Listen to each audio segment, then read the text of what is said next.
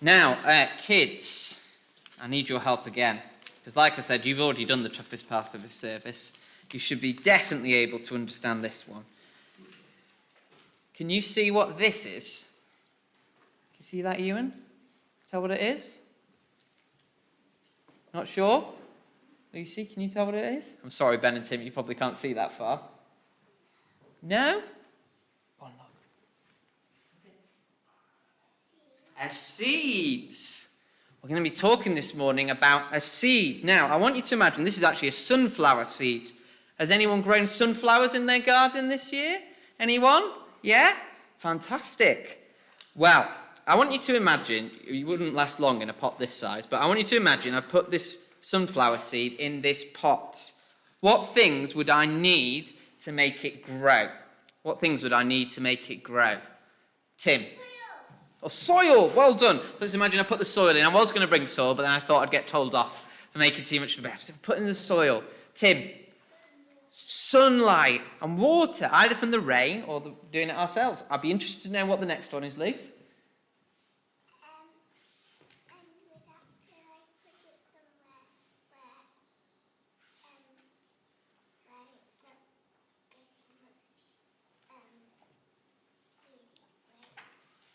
Yeah, you need to make sure it's got just the right amount of water, not too much and not too little. Fantastic. Okay? But you know what? Sometimes, if you plant your sunflower in two different places, they can have the same amount of sun, they can have the same amount of rain, they can, probably have vaguely similar soil, although we'll talk about that in a moment. And yet one of them will grow really big, and one of them will grow really small. Isn't that strange? Maybe it's because you've got slightly different soil on one part of the garden. Maybe it's because there's weeds there. Maybe it's because you didn't get that seed down deep. Maybe they can't actually make very good roots. Well, you know what? It's kind of like that with people hearing the word about Jesus. Imagine that Jesus' message is like a seed. And the farmer's not just going to put it in one pot, but he's going to sow it all across the field, a big field, lots and lots of seed. And it will land in different places. And Jesus used that to tell us what it's like when his message goes out. You see, it starts our passage by saying, that same day, Jesus went out of the house. That same day. What had happened that day? Well, what had happened that day was the Pharisees had said to him that he was sent by the devil, that he was of Beelzebul. And people were starting to doubt whether he was the Messiah. Some were saying he's definitely the Messiah. Some were saying maybe he's the Messiah. And some were saying he's of the devil. The Pharisees asked for a sign, and Jesus said he's not going to give any more signs except for raising from the dead. So there was difference in the way that people were responding to Jesus. And what happens in chapter 13 is Jesus explains with lots of parables why that is. Why it is that sometimes the message about Jesus is sown and people believe, and sometimes the word about Jesus is sown and people don't. And what he explains in this passage is that there are 4 responses to Jesus. The first, if you imagine, the farmer's going around, he's throwing his seed everywhere, and some of it lands on the path. Now that's probably not a pavement. Near our house, we go for a walk. Everyone in Winterley goes on this walk through a field that I think was it beans? Yeah. And there's a path going through the middle of the fields. It's not pavement, but it's just where everyone walks their dogs, where everyone goes to walk. And there's no beans growing there. You know why? Because it's not able to get down deep. The ground is all pressed together from all the people walking on it. So the seed just sits on the top. And who likes seeds? Well, birds do. So the birds come swooping down, they eat the seed, and it never gets a chance to grow. And Jesus says this is like one type of person. We see that in verse 19. When anyone hears the message about the kingdom and does not understand it, the evil one comes like that bird and snatches away what was sown in their hearts. This is the seed sown along the path. Jesus says that some people, the word will go out to them, but their hearts are so hard, they're like that path. And the seed just can't sink in. And so the devil comes, he takes that seed away, and they've forgotten it in the moment they've heard it. Who went back to school for the first time this week? Who's been back to school? Yeah? What about high school kids? Who's been back this week? Lots of people, right? Now, mums and dads, people, however old you are, you will remember taking your kids to school and they come home after learning about maths and learning about English and learning about all kinds of things. You say to them, what did you learn today? And what's the answer? I don't know. Well, it's obviously really important to listen at school, but this is even worse. These people, they go to church, they hear the message about Jesus, and they come away. What do you think about that? I don't know. They're not listening. The second type are those who land in the rocky place. So there's a little bit of soil there, but there's rocks. And that means that there's enough soil for them to grow up quickly, but their roots don't go very deep.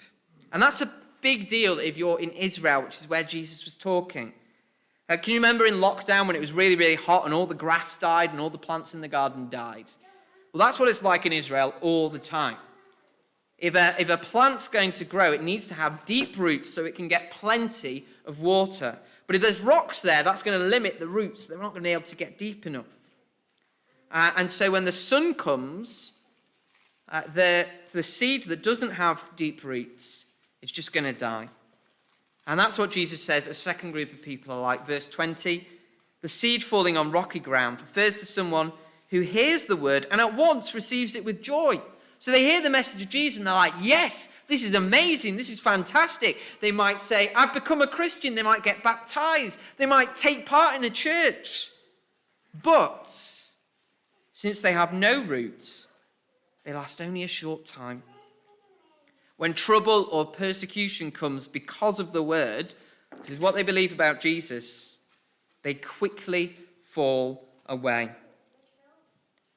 Perhaps this would be like a kid who's grown up in the church and they've read the Bible week after week after week with their mums and dads and they love it and they love coming to Sunday school, but then they go to high school and someone finds out that they believe in Jesus and they say, oh, what kind of a loser you are going to church. Who goes to church? And they start to get a bit shy. Or maybe someone goes off to university and someone finds out they're a Christian, they're going to church on their first Sunday at uni. What are you doing that for? Come out with us. We're going to go out for a party tonight. Just lie in bed and forget about church. Or maybe the grown-up Christian, the adult Christian, someone comes to trust in Jesus and they tell their friends, they tell their family, I've found this fantastic news I never knew before about Jesus rising from the dead. And then they get persecuted for that. People take the mick out of them. People are rude to them. People just push them away. And they think, I'm not going to stick with this anymore.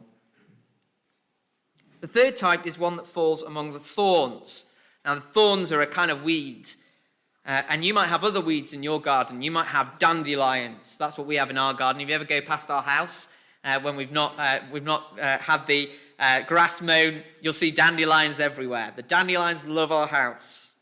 And what you've got to do if you're a gardener, you've got to get rid of all the weeds, the thorns or the dandelions or whatever it is, because weeds are flowers or plants that are really good at growing wherever their seed drops. But the problem is, if you've got loads of weeds, they take away all of the water, all of the nutrients from the thing that you wanted to plant. And that's the problem here. The word is sown, but something else grows up too. Verse 22, the seed falling among the thorns refers to someone who hears the word, but the worries of this life and the deceitfulness of wealth choke the word, making it unfruitful. So they're responding to the word, and that's trying to grow, but it's getting choked out. It's getting choked out by things going on in the world. It's the worries of this life, things that are stressing you out. You're worried maybe about work. You're worried about your health. You're worried about how your children are going to get through this year with all that's going on.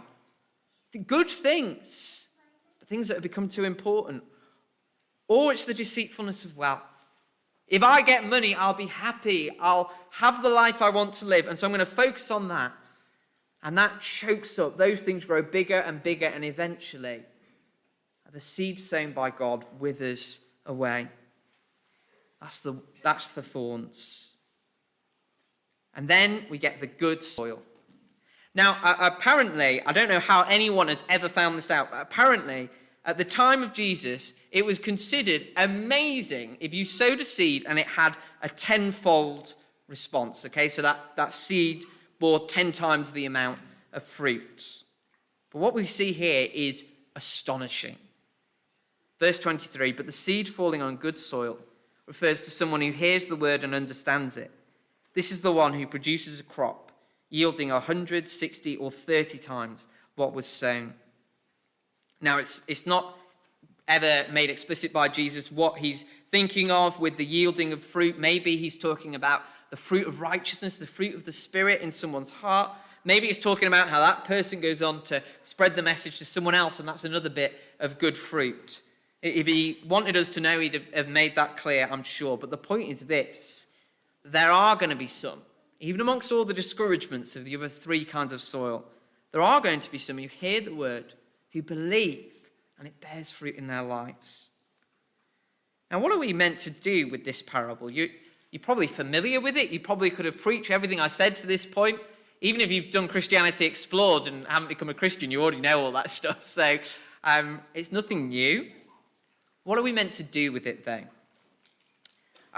Firstly, we need to think about what parables are there for. I guess if you ask most people why Jesus speaks in parables, they'd probably say it's to make the word easier to understand. Now, there are illustrations in the Bible. I speak in illustrations often, don't I? If something's really difficult, I might give an illustration of something that's similar so that we can understand it. And that happens a lot in the Bible. But that's not what a parable is. The word parable was something kind of coined by Jesus, but originally it meant something that was dark and hidden and difficult to understand. And that's what's going on here. Have a look at verse 10. The disciples came to him and asked, why do you speak to the people in parables? Why are you speaking in riddles? Why are you being unclear? That's the idea. And he replied, because the knowledge of the secrets of the kingdom of heaven have been given to you, but not to them. So what's a parable for? It's not to make things clear. But at the same point, it's not to completely hide it. Otherwise, Jesus wouldn't have given an explanation afterwards and recorded it in the words. What a parable does, and what God's word in general does, but particularly a parable, is it shows what's going on in someone's hearts. It proves what's going on. For the disciples, it's given to them, and so it bears fruit in them. Verse 12, whoever has will be given more, and they will have in an abundance. Whoever does not have, even what they have will be taken from them. So the parable has two different effects. For those who God is at work in, it makes them bear more fruit, more and more and more. But for those who are going to reject, it takes them further and further away. It shows what's really going on in them. So that means that we should have two responses to this message. Firstly, we should be challenged. So when Jesus tells the parable, he ends it by saying, verse 9, whoever has ears, let them hear. Now, here's going to be your bonus really difficult thing for today. I apologize. I'm going to have to talk some Greek. Hopefully you'll get it. Okay? Do you know what an imperative is? Yeah? No? Yes? No? Okay, an imperative is a command. So if I say, sit down, Jordan. He's just stood up. No, it's all right, Jordan. You're okay. If I say, close that window, that's an imperative. It's a command. Now, in English, you can only say that either to a person or to lots of people. Okay? But in Greek, you could say it to someone else. Okay? The closest equivalent is if a teacher's in a classroom and they say something like, anyone who is stood up right now should sit themselves down. They're not talking directly to the person, they're kind of speaking about them, but the point is you should be sitting down if you're stood up. And that's what Jesus is saying here. He's saying, if you have ears to hear, if by the Spirit your ears are open, you need to respond. You need to listen to this. You need to be reflecting on this for yourself. If you have ears, hear, listen, think about this. That's what he's saying. So listen, child or young person who's grown up in the church. You get taught every week, maybe by your mums and dads with a story Bible every single day. But what are you going to do with that? Are you going to be like that first person in the story where the word just bounces off you and you can't remember what you were taught? Are you going to listen at home and at church, but when you go to school, you're going to keep it hidden? Are you going to forget about thinking about Jesus because there's too much going on right now? I'm going to uni, I've got my A-levels to do, I'm going to a high school. Or are you going to listen and respond to God's word? What if you're here and you're not a Christian this morning? It might seem like this is harsh. It sounds like it's saying, if you're a Christian, you're going to get loads out of this, but if you're not a Christian, this is going to make things worse. But actually, it doesn't have to mean that. Because actually, who were the ones who weren't responding to Jesus? It wasn't the religious superstars, the Pharisees. They actually missed the point. But it was the people who believed, who listened. It was the people who God was at work in. I don't know whether God's at work in you.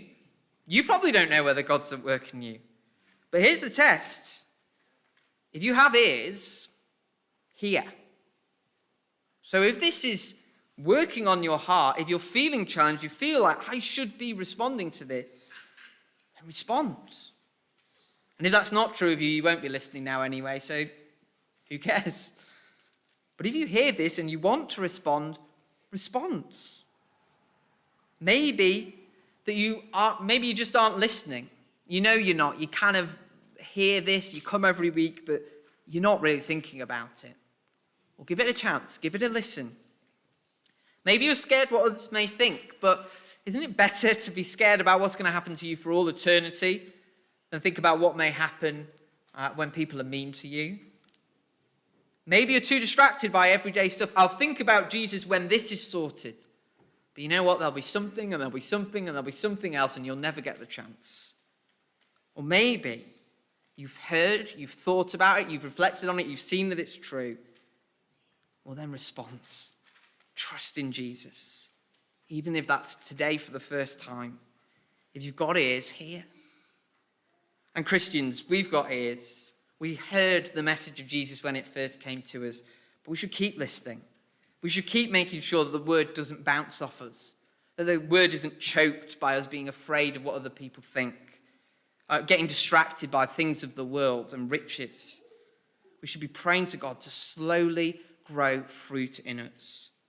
So this passage should make those who hear be challenged to hear.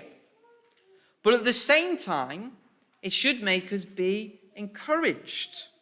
Look at what Jesus says in verses 16 to 17 to his disciples. Blessed are your eyes because they see, and your ears because they hear.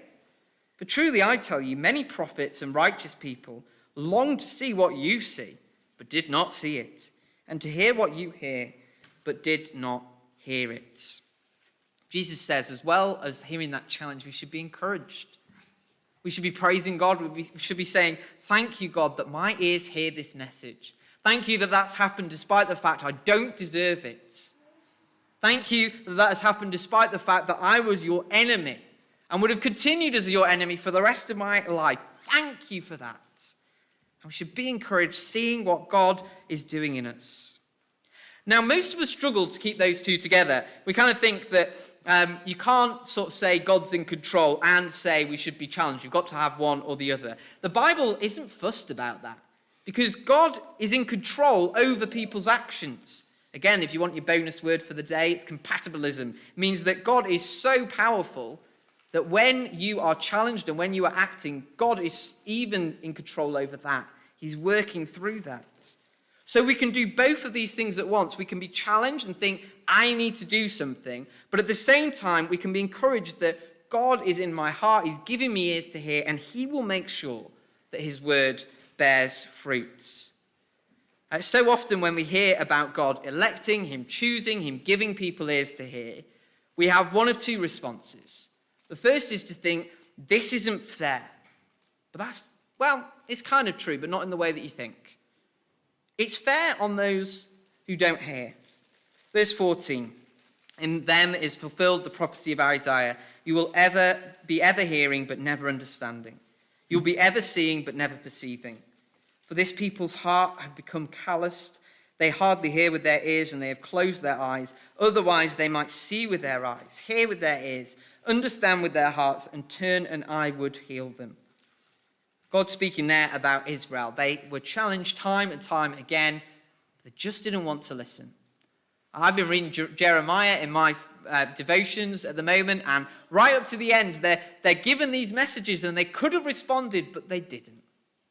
It was fair that they were judged, and it's fair that anyone who rejects the message of God is rejected. What isn't fair, but what's an amazing gift, is that God gives some people ears to hear. It isn't fair, but it's gracious. It's an incredible gift. And we should be, rather than complaining, we should be grateful to God for what he's done. That's how the Bible responds whenever it talks about election. We find it hard. It is hard. But it's meant to be an encouragement to us for what God's done. But then the other response is to say, great, if I'm elected, if I'm chosen, I don't need to do anything. But that's not true either. Because those who were given ears by God, that should mean that they hear. Let them hear. Let them be challenged to hear. So when we look at this passage, we should be challenged to respond. Go away, think to yourself, which of those seeds am I? I said to our Preparing for Uni people on Friday night, imagine that you're Satan and you want you to fall away at uni or in whatever stage of life you're in. What tactic would you use? That's the thing to think about in this passage. Am I one of those people who's too bothered about what people think of me? Am I one of those people who's too distracted by things of the world? Think that through for yourself. Hear the message, but also be encouraged. Because if you are hearing this message and it's challenging you, then God's already at work.